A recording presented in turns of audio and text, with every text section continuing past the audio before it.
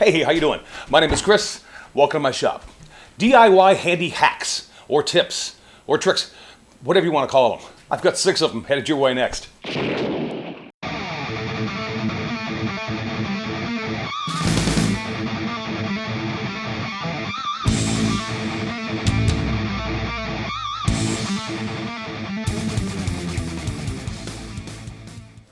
The first hack, or tip, I should say, I have for you today revolves around painting. And you know, spring, summer, even parts of fall, people are outside doing their painting. Whether it's touching up the trim around an exterior door, or maybe even perhaps painting the entire house. These are the 3 seasons that people normally get out there and get busy with the paint. And I've got a few tips that won't necessarily paint your house for you, but it may make doing so a little bit easier. Alright, this first super simple trick involves nothing more than a rubber band. And by the way, this also works with finishes. If you're doing any finish work, you can do the same thing. Wrapping a rubber band around your paint can. Obviously, big can, big rubber band, small can, small rubber band. But what this does is when you put your paintbrush in the paint, you take it out and you rub it across the rubber band back here, what you end up with is a fully loaded face to your paintbrush, a clean back, and it also helps, as you can tell, control drips as you're going from the paint bucket to your project. And it gives you a good way to clean off your paintbrush if you want to do it that way. And what it also does is most people will take their paintbrush and after they've dipped it in the paint and they'll rub it against the can like this. And you get a lot of paint buildup around the inside of your can, which makes the lid hard to get on and get off again. And this way it eliminates that, and it actually does a really good job of loading your paintbrush the proper way. Okay, so you're done with your paint job for today, but you know darn good and well you're not done yet. You've got to go back to work at tomorrow, and you got to do the same thing again because you might need a second coat, or maybe you're just not done with your job yet. And cleaning paint brushes and paint rollers is a real pain in the butt. And rather than clean the brush today, knowing I have to use it again tomorrow, and then clean it again tomorrow after I'm done then, I don't want to do that. If I'm going to do this, I want to clean these things once, and that's when I'm completely done with the project. But what do? Well, quick tip, take your paintbrush. Get a little plastic bag, doesn't matter what kind. This is a freezer bag, it's a little quart-sized freezer bag. Put it in a freezer bag, or any bag. Seal up the edges as best you can, and take this little package and throw it into your refrigerator. The refrigerator will prevent the paint from curing, because if you know anything about paint, you know the paint only cures at a certain temperature, and your refrigerator keeps the paint a lot cooler than that temperature. And so the next day, you can go back out, take the paintbrush out of the refrigerator, use it, it'll be as good as the day you put it in there, which could have been the day before. I've actually left a paintbrush in my refrigerator for like 2 days and come back on the 3rd day and pulled it out, and it was still just as good to go. And it, like I said, it works the same with rollers. It's the same concept. Take your roller, throw it inside a gallon-sized bag, wrap it up.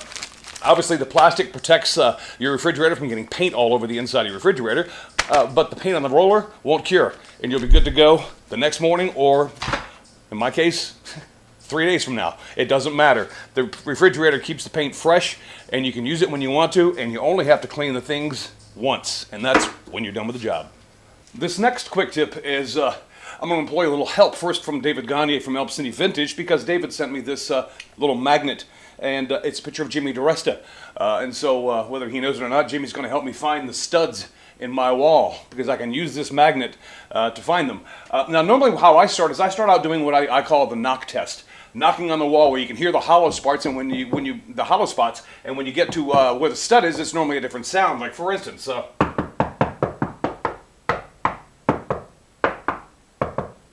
hear the difference? I'm going to bet you there's a stud right there. But I can make sure of it by using a magnet. And I'll follow that line right there where I knocked, and I'll see if I can find where the nail head is, or the screw head is, that's holding the drywall into the stud. There's a stud right there. In the United States, at least most of the building codes I know, studs are placed no less than 16 inches on center. So I can take a tape measure from here, measure that way, or measure that way, 16 inches, and I'll find the next stud. It's just a quick and easy way to locate the studs in your room in case you need to find out where they are, want to hang a picture or something heavy, need to hit a stud, magnet. It works. This next quick tip has to do with these little guys. This is a 3/4 inch brad nail. And you know, this isn't too much of a problem for me because my fingers, I don't really have fat fingers, but some of you guys out there I know have fingers like friggin' elephant's trunks. And trying to hold on to a brad nail and nail into a board without hitting your fingers, good luck with that. There's a couple hacks though, quick tips that you can get that'll help you avoid nailing your fingers, but also will help you drive this brad nail in. So let me show you. Okay, brad nail. Key to the whole game here is we don't want to kill our fingers, right? Well, easiest one and the oldest trick out there in the world is to use a pair of needle nose pliers. Basically just hold the brad nail with the needle nose pliers. Get your nails started that way. Keeps your fingers out of the way.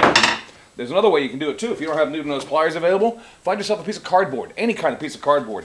Doesn't really matter. Shove the brad nail through the cardboard, so the cardboard is actually your holder.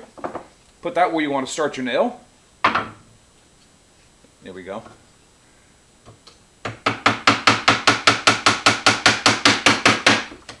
And you're good to go.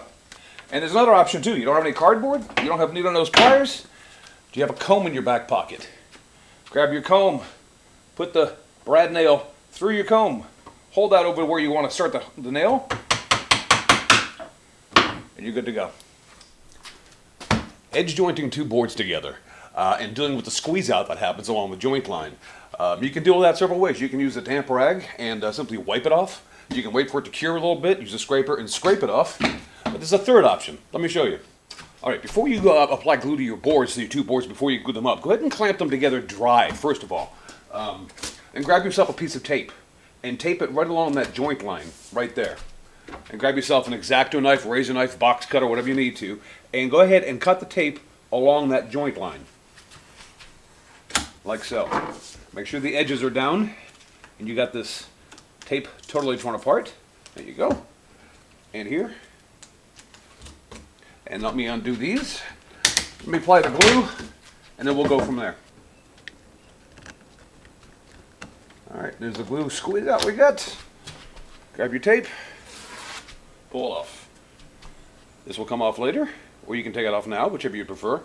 The point is you're not getting glue on either side of this board here, and so therefore you're not going to have a lot of sanding to do. You will have to sand that glue line down, but you won't be dealing with a whole big old mess across the board. It's just a quicker and actually a little neater way of doing the glue up.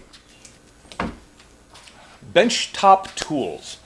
Very nice to have, very convenient, especially in a small shop. But in a small shop, dedicating a space to them where you can bolt them down and that's where they're going to stay can be a little difficult because it's, let's face it, we got a small shop, we don't actually want to dedicate that space. It's much easier to use the benchtop tool when you have to and then put it away somewhere that is convenient. But what are you thinking? You know, you're talking about a vise, possibly, maybe an angle grinder, a benchtop grinder, then you're going to want those mounted firmly before you use them. Well, I've got a hint for you.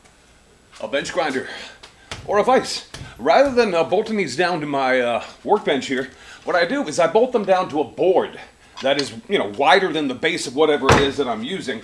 And then I simply, you know, put it on my workbench, grab a clamp, and clamp the board to my workbench like that.